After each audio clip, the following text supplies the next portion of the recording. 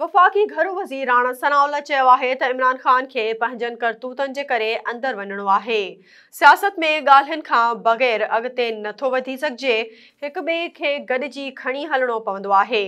वफ़ाक़ी घरू वज़ीर लाहौर में मीडिया सां ॻाल्हाईंदे चयो त मोनस इलाही जे बयान शक पैदा करे छॾियो आहे, उन ते वज़ाहत थियणु घुरिजे। राणा सनाउल्लाह चयो त पंजाब में बेइतमादी रिथ आणिजे या न, उन बाबति हतमी फ़ैसिलो नाहे थियो। अॼु गॾिजाणी में नवाज़ शरीफ़ सां मशवरो कंदासीं, परवेज़ इलाहीअ सां के बि बैकडोर ॻाल्हियूं न पयूं थियनि, ॻाल्हियूं थियूं त अवाम जे साम्हूं थींदियूं। घरू वज़ीर चयो त जनरल बाजवा पंहिंजो फ़र्ज़ पूरो कयो आहे, उन जे फ़ाइदनी नुक़सान जो काथो नाहे। हुन इदारे जे हवाले सां क़ौम जे साम्हूं मौक़िफ़ इख़्तियार कयो त उन जो सियासत सां को बि तालुक़ नाहे। घरू वज़ीर चयो त उन में को शक नाहे त असां महांगाई खे घटाए न सघिया आहियूं, जेका इमरान हुकूमत कई आहे, पर उन ते हिन वक़्त ताईं कंट्रोल कयो वियो आहे। असांखे उमेद आहे त माण्हू असांजी ॻाल्हि ॿुधंदा। जेकॾहिं नवाज़ शरीफ़ इलेक्शन मुहिम हलाई त माण्हू खेसि ज़रूर ॿुधंदा।